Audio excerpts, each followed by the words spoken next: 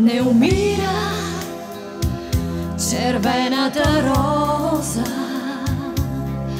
надживяла омраза и мрак, и на дните. Няма алтернатива на Българската социалистическа партия като партия, която вече 20 години стои на политическата сцена. Няма алтернатива на правителството и на министър-председателя, защото това е първото правителство, което изпълни обещанията си. Ние сме тези, които доказахме, че можем да работим за страната си. Ние сме тези, които доказахме, че можем да гарантираме успешното й развитие.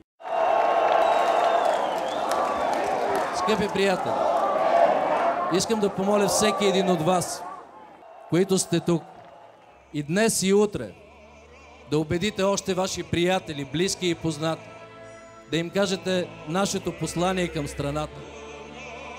Да обединим левицата, да обединим нормалните, разумни хора на България за нейното бъдеще. Защото вярваме и обичаме нашата страна. Победа!